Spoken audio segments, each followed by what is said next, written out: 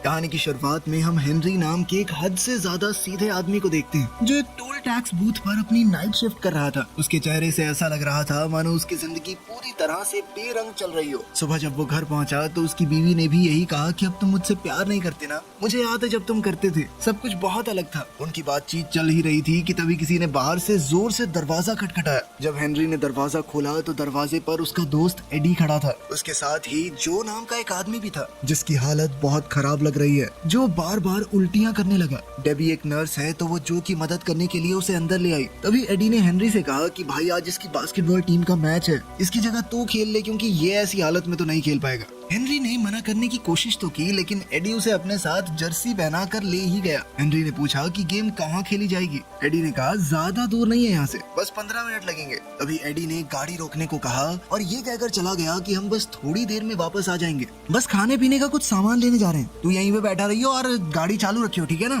तभी जाते जाते एडी और उसके दो और साथियों ने मास्क पहन लिए। बाकी दो लोगों को तो हेनरी जानता तक नहीं था। वो तीनों अपनी अपनी बंदूकें निकाल कर बैंक में घुस गए। बेचारे हेनरी को तो अब तक आइडिया भी नहीं था कि एडी और उसके साथी यहाँ बैंक लूटने आए हैं और वो उनका ड्राइवर है। और तो और गाड़ी भी चोरी की थी, तार निकाल के स्टार्ट कर रखी थी। कुछ देर बाद ही वो लोग बैंक से निकलकर इधर उधर भागने लगे। इतने में वहाँ मौजूद एक गार्ड ने हेनरी को देख लिया। उसने बिल्कुल चोरों जैसी ही टी शर्ट पहनी हुई थी, इसी वजह से उसे गिरफ्तार कर लिया गया। पुलिस वालों ने हेनरी से बहुत पूछने की कोशिश की कि बता दे अपने साथियों का नाम, लेकिन हेनरी एडी के अलावा वैसे भी किसको ही जानता था। वो इतना सीधा था कि उसने एडी का नाम भी नहीं लिया, ये सोचकर कि जैसा भी है तो मेरा दोस्त ना। इसी वजह से बैंक को लूटने की कोशिश के जुर्म में हेनरी को 3 साल की सजा सुना दी गई। जेल में जाते ही उसकी मुलाकात मैक्स से हुई। मैक्स हेनरी से बहुत अच्छे से बात करने लगा। अगले दिन नाश्ता करते वक्त मैक्स ने हेनरी से कहा कि यहाँ हर कैदी के कभी कुछ सपने हुआ करते थे, लेकिन फिर उनकी जिंदगी में कोई ना कोई अनहोनी हो गई और फिर यहाँ पहुँच गए। तुम्हारा सपना क्या है? हेनरी ने जवाब दिया कि मेरा कोई सपना नहीं है। ये सुनते हुए मैक्स ने कहा कि कोई भी सपना ना देखना तो सबसे बड़ा जुर्म है, तो बताओ क्या है तुम्हारा सपना? हेनरी ने फिर से वही जवाब दिया तो मैक्स ने कहा कि ऐसी जिंदगी का क्या फायदा जिसका कोई सपना ही ना हो।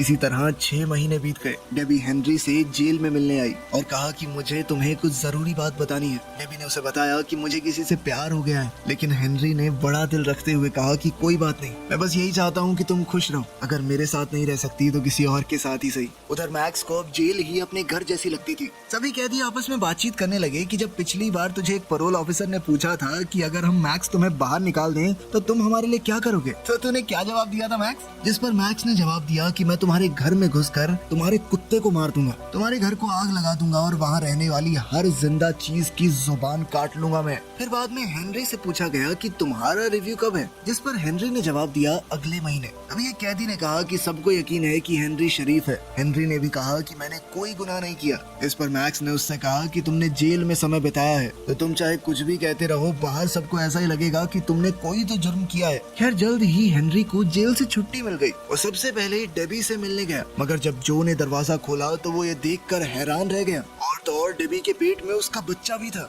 ये सब देखकर हेनरी मन ही मन सोचने लगा कि कैसे उसकी जिंदगी एकदम बदल गई। डेबी ने हेनरी को उसका पूरा सामान दिखाया और उससे पूछा कि अब तुम आगे क्या करने वाले हो। हेनरी ने कोई जवाब नहीं दिया और तभी जो वहाँ आया उसने हेनरी को एक बिजनेस का ऑफर दिया और कहा कि कोर्ट में मेरा नाम ना लेने के लिए शुक्रिया। मगर हेनरी ने कहा कि मैं तो तेरा नाम जानता ही नहीं और वहाँ से चुपचाप चला गया।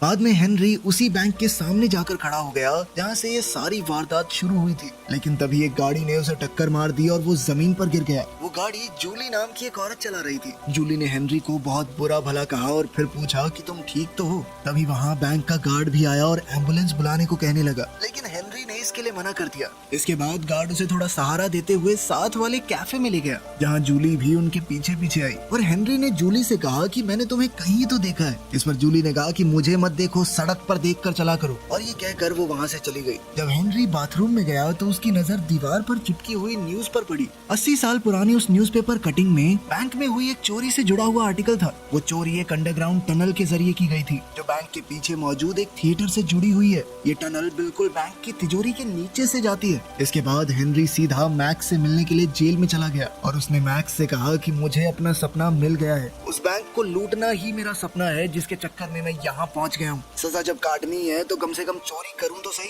मैक्स को कुछ समझ नहीं आया तो हेनरी ने कहा कि क्या तुम बैंक लूटने में मेरा साथ दोगे। मैक्स ने उससे पूछा तेरे पास कोई प्लान है भी कि ऐसे ही हवा में चला हुआ है तू, जिस पर हेनरी ने कहा कि तुम चिंता मत करो, एकदम टॉप क्लास प्लान है मेरे पास। ये सब होने के बाद हेनरी थिएटर में चला गया और वहीं जूली भी अपने नाटक की रिहर्सल कर रही थी। जूली को नाटक करते समय उसका डायरेक्टर काफी डांटने लगा और कहने लगा कि तुमसे नहीं हो पाएगा ये सब। जिसके बाद जूली गुस्से में कॉफी पीने चली गई। जाते जाते उसने हेनरी से कहा कि कहीं तुम मेरा पीछा तो नहीं कर रहे। हेनरी ने मना कर दिया और उसके पीछे कॉफी शॉप तक चला गया। वहाँ कॉफी पीते पीते हेनरी जूलिया की एक्टिंग की तारीफ करने लगा। तभी जूली ने हेनरी से कहा कि उस एक्सीडेंट की कंप्लेन ना करने के लिए थैंक्स। और दूसरी तरफ जेल में मैक्स ने भी पैरोल अप्लाई कर दिया। कुछ सवाल पूछे जाने के बाद उसे भी छुट्टी दे दी गई। हेनरी ने मैक्स को पहले ही समझा दिया था कि ऑफिसर्स के सामने कैसे पेश आना है। जब हेनरी उसे जेल के बाहर लेने आया तो मैक्स उससे पूछने लगा कि तुम्हारी गाड़ी कहाँ है। हेनरी ने कहा कि मेरे पास गाड़ी नहीं है। दरअसल हेनरी पैदल ही मैक्स को लेने आ गया था। इस पर मैक्स भड़क गया कि किस पागल के चक्कर में बाहर आ गया मैं, हेलो वापस ले लो मेरे को, मुझे बाहर नहीं जाना। लेकिन जब हेनरी ने अपना प्लान मैक्स को बताया तो मैक्स ने हैरान होते हुए कहा कि यही तुम्हारा प्लान है। सेम इसी तरीके से 80 साल पहले बैंक को लूटा गया था और तुम्हारे पास बंदूकें वगैरह हैं क्या। लेकिन हेनरी ने इसके लिए भी मना कर दिया, ये कहते हुए कि मैं किसी को नुकसान नहीं पहुंचाना चाहता। इस पर मैक्स ने कहा कि हाँ बे मदर टेरेसा, बहुत अच्छी बात है, लेकिन पिछली बार जब चोरी हुई उसके बाद ये भी तो हो सकता है कि बैंक वालों ने तिजोरी की लोकेशन बदल दी हो और अब वो उस टनल के ऊपर हो ही ना। इस बात का पता लगाने के लिए उन्हें बैंक जाना होगा। बैंक में जाकर वो वहाँ के असिस्टेंट मैनेजर से मिले। उन्हें अंदर जाते हुए बैंक के गार्ड ने बहुत ध्यान से देखा। मैक्स ने बैंक के असिस्टेंट मैनेजर से बातचीत करते हुए बड़ी ही चालाकी से ये बात कंफर्म कर ली कि जब से बैंक को बनाया गया है तब से उसकी तिजोरी को कभी भी अपनी जगह से हिलाया नहीं गया। उसने ये सब इतनी चालाकी से किया कि मैनेजर को घंटा शक नहीं हुआ, लेकिन गार्ड की नजर अब भी उनके ऊपर थी। इसके बाद दोनों उस टनल की जाँच करने के लिए थिएटर में गए। वहाँ जूलिया हेनरी को फिर से देखकर हैरान हो गई और इस बार तो मैक्स भी उसके साथ था। लेकिन तभी मैक्स बोल पड़ा कि जब मैं जवान था तो मैंने यहाँ बहुत सारे प्लेस किए हैं, मैं हेनरी को यही दिखाने यहाँ लाया हूँ। आपको कोई एतराज तो नहीं अगर मैं थिएटर को अंदर से देख लूँ। अंदर जाते हुए जूली ने मैक्स से पूछा कि वो कौन कौन से नाटक यहाँ कर चुके हैं। तो मैक्स ने सीधा शेक्सपियर का नाम ले दिया। फिर मैक्स ने कहा कि मेरी यहाँ बहुत सी यादें हैं, तो मैं थिएटर का कोना कोना देखना चाहता हूँ, जिसके लिए मैक्स को परमिशन मिल भी गई। मैक्स के जाते ही जूली ने हेनरी से पूछा कि ये तुम्हारे पिता है क्या, जिस पर हेनरी ने जवाब दिया कि नहीं नहीं, अच्छा दोस्त है सिर्फ। दूसरी तरफ थिएटर का एक आदमी मैक्स को थिएटर दिखाते हुए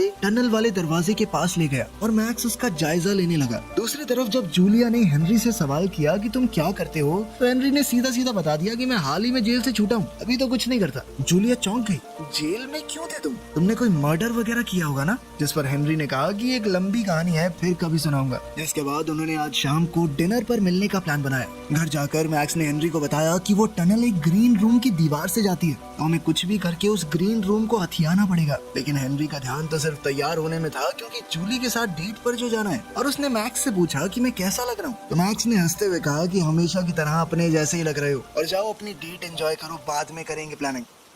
उनकी डेट के दौरान जूली ने हेनरी को बताया कि मैं बहुत बड़ी एक्ट्रेस बनना चाहती हूँ, मैं चाहती हूँ कि सब लोग मेरा नाम जानते हो। उनकी डेट के दौरान हेनरी ने जूली को पूरा सच बताया कि किस तरह उसे जेल हुई थी और अब वो सच में बैंक लूटना चाहता है। जूली उसका प्लान सुनकर हैरान तो काफी हो गई थी, लेकिन अब उसे हेनरी का साथ पसंद आने लगा था। फिर दोनों घर आ गए और अब उनके बीच की नजदीकियां बहुत ज्यादा बढ़ गई। अगली सुबह हेनरी और जूली मैक्स के घर गए, मगर मैक्स जूली को देखकर खुश नहीं था। तो हेनरी ने मैक्स से कहा कि टेंशन मत लो, ये हमारे साथ ही काम करेंगे। लेकिन तभी मैक्स हेनरी को साइड में ले जाकर उस पर भड़क गया कि तुमने इसे पूरा प्लान क्यों बताया। थोड़ी देर बाद खाना खाते वक्त जूलिया ने मैक्स से सवाल पूछा कि तुम जेल में क्या कर रहे हो, जिस पर मैक्स ने बताया कि मैंने कई खून किए हैं। इस पर जूली ने उससे पूछा कि तुमने इतने सारे मर्डर किए, तुम्हें पकड़े जाने का डर नहीं था। इस पर मैक्स ने कहा कि मुझे जेल जाना पसंद है, मेरी तो फेवरेट जगह है वो। थिएटर जाते वक्त जूली और हेनरी को आइडिया आया कि क्यों ना हम इस थिएटर में ऑडिशंस रख दें, इससे हम ज्यादा से ज्यादा वक्त यहाँ बिता पाएंगे। लेकिन कुछ देर बाद मैक्स को आइडिया आया कि क्यों ना जिस एक्टर का वो ग्रीन रूम है उसको निकाल के हेनरी को वो रोल दे दिया जाए, फिर हम आराम से खुदाई करते रहेंगे, किसी को कुछ पता नहीं चलेगा। इस पर हेनरी ने कहा कि मुझे एक्टिंग थोड़ा ना आती है, लेकिन मैक्स ने उसे पूरा चढ़ा दिया। अबे शक्ल देख अपनी, नेचुरल एक्टर है तू, इससे बढ़िया कोई नहीं कर पाएगा, और वैसे भी ये तो लीड रोल है। कुछ देर बाद वो एक्टर खुद ब खुद प्ले छोड़कर चला गया, ये कहकर कि उसे बहुत बड़ी पिक्चर में काम मिल गया है, लेकिन असल में तो मैक्स ने उसे बेवकूफ बनाया था। जब ये बात जूली को पता चली तो वो बहुत गुस्सा हो गई। तुम लोग मेरा करियर खराब करके मानोगे क्या? हेनरी ने ऑडिशन दिया और वो सिलेक्ट भी हो गया। अब उन्हें और भी आसानी होगी अपना काम पूरा करने में, मगर उन्हें 1-2 दिन में ही एहसास हो गया कि ये टनल का काम 2 लोगों के बस की बात नहीं है और उन्होंने जो को इस काम में शामिल करने का फैसला किया। बहुत समझाने के बाद जो इस काम को करने के लिए तैयार हो गया, लेकिन सुरंग देखते ही जो बोला कि ये सब करने की क्या जरूरत है, तुम सीधा बंदूक लेकर जाओ और चोरी कर लो। इस पर मैक्स ने जवाब दिया कि तेरी तरह बेवकूफों वाली चोरी नहीं करनी हमें। धीरे धीरे काम चलने लगा। इस काम के साथ साथ हेनरी अपने रोल के लिए भी काफी डेडिकेटेड था। हेनरी को अब सिर्फ पैसा नहीं चाहिए था, उसे जिंदगी में कुछ नया करना था। एक रात जब वो अपना काम करके घर जा रहे थे तो उस बैंक वाले गार्ड ने उन्हें रोक लिया जिसने हेनरी को गिरफ्तार किया था। पुलिस वाले ने कहा कि तुम वही हो ना जो बैंक लूटने वालों के साथ था, और अब भी मैंने तुम्हें बैंक के पीछे से कई बार थिएटर जाते हुए देखा है। मैं इस बार कोई गड़बड़ नहीं होने दूंगा। हेनरी ने पुलिस वाले को अपने साथ चलने को कहा और फिर गाड़ी को एक शांत जगह पर ले गया। हेनरी ने उससे पूछा कि तुम चाहते क्या हो? तो फ्रैंक ने बताया कि हर महीने एक बार एक ट्रक हमारे साथ ही पार्टनर बैंक्स में जाता है, सारी करेंसी को लेकर एक जगह इकट्ठा करता है। इस बैंक की तिजोरी में उस वक्त 100 करोड़ से भी ज्यादा रुपए रखे होते हैं। कोई बेवकूफ ही होगा जो बैंक को किसी और समय लूटने की कोशिश करेगा। मैं अंदर से तुम्हारा आदमी बनकर अलार्म सिस्टम में तुम्हारी मदद कर सकता हूँ। अगले दिन थिएटर में जूली के रोने वाले सीन के दौरान डायरेक्टर ने उससे कहा कि तुमने कभी किसी से प्यार नहीं किया ना, दिल नहीं टूटा तेरा कभी, यही तेरी दिक्कत है। बिना इस फीलिंग के तुम कभी एक महान एक्ट्रेस नहीं बन पाओगी। फिर 5 मिनट का ब्रेक हो गया। जूली बाथरूम में जाकर रोने लगी। हेनरी ने पूछा कि तुम ठीक तो हो ना? तभी जूली फूट फूट कर रोने लगी। उसने कहा कि हाँ, नहीं हुआ मुझे कभी किसी से प्यार, क्या करूँ मैं, लेकिन एक्ट्रेस तो मुझे बनना है ना। इस पर हेनरी ने कहा कि तुम प्यार करती हो मुझसे, बस तुम्हें भी पता नहीं है, और मुझे यकीन है कि तुम बहुत बड़ी एक्ट्रेस बनोगी। फिर दोनों ने आगे बढ़कर एक दूसरे को चूम लिया। रात को मैक्स और हेनरी चोरी का प्लान तैयार कर रहे थे, तभी दरवाजे पर नॉक हुआ। हेनरी ने जैसे ही दरवाजा खोला तो उसने देखा कि जो और एडी खड़े थे। जो को देखकर ऐसा लग रहा था मानो उसकी छिताई की गई हो। तभी एडी ने हेनरी से कहा कि जो ने मुझे सब कुछ बता दिया है और अब मैं भी तुम्हारे प्लान में शामिल हूँ। लेकिन मैक्स को एडी बिल्कुल पसंद नहीं आया। उसने हेनरी से पूछा कौन है नमूना। एडी कहने लगा कि मुझे सब कुछ पता है, इसीलिए अब तुम्हारे पास कोई चारा नहीं है। मैक्स ने दोबारा पूछा कि कोई मुझे बताएगा ये उल्लू का पट्टा है कौन, लेकिन एडी तिल मिलाकर कहने लगा कि मैं इस प्लान में अंदर हूँ और तू बाहर बुड्ढे। मैक्स ने उसे सीधे तौर पर वहाँ से जाने के लिए कहा, लेकिन एडी ने मैक्स को दोबारा से बुड्ढा कहकर चिढ़ाया। तो इस बार मैक्स को गुस्सा आ गया तो वो एडी की तरफ उसे मारने के लिए बढ़ने लगा, लेकिन हेनरी ने जैसे तैसे बीच बचाव किया।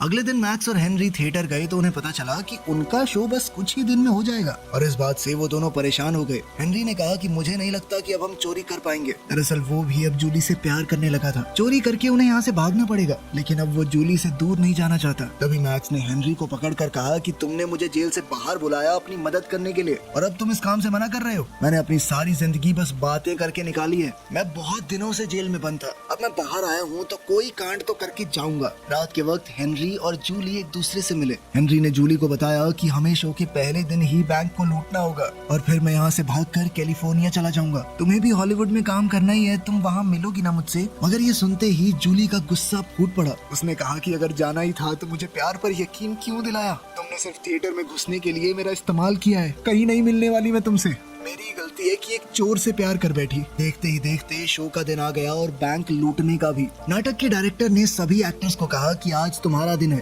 जाओ और अपनी छाप छोड़ दो, अब हमारे पास सिर्फ 10 मिनट बचे हैं। तभी पैसों का वो ट्रक भी बैंक में आ गया जैसा कि पुलिस वाले ने बताया था। हेनरी प्ले में अच्छे से एक्टिंग करता रहा और मौका देखते ही अपने साथियों की मदद करने चला गया। सब उनके प्लान के हिसाब से ही हो रहा था। पहले उन्होंने एक औजार की मदद से ईंटों की दीवार तोड़ी और बाद में एक बड़ी सी वेल्डिंग मशीन की मदद से तिजोरी के लोहे को काटते हुए वहाँ एक बड़ा सा छेद कर दिया। पुलिस वाले का इशारा मिलते ही मैक्स ने पहले ही तार काट दी थी, जिस वजह से अलार्म नहीं बजा। मगर तभी एडी ने मैक्स पर बंदूक तान दी और उसे चुपचाप यहाँ से चले जाने को कहा। एडी ने जो से कहा कि सारा पैसा जल्दी जल्दी गाड़ी में भर। जो को एडी की ये हरकत पसंद नहीं आई और कहा कि ऐसा मत कर भाई, ठीक नहीं है ये। तभी हेनरी भी वहाँ पहुँच गया और एडी ने उसे भी डराने की कोशिश की और मैक्स को बंदूक से मारकर नीचे गिरा दिया, जो बार बार उसे ऐसा करने से मना कर रहा था। तभी मैक्स ने एडी के हाथ से बंदूक छीनकर उसे पीटना शुरू कर दिया। इस सब के दौरान गोली चल गई जो हेनरी की टांग को छूते हुए चली गई। उधर थिएटर में हेनरी का सीन आने वाला था तो जल्दी से जैसे तैसे थोड़ा लंगड़ाते हुए अपना सीन करने निकल गया। ऊपर एडी को बढ़िया तरीके से पीटने के बाद मैक्स ने उसके हाथ पांव और मुंह बांध दिए और थोड़ी देर बाद हेनरी, मैक्स और जो सारा पैसा लेकर वहाँ से रफू चक्कर हो गए।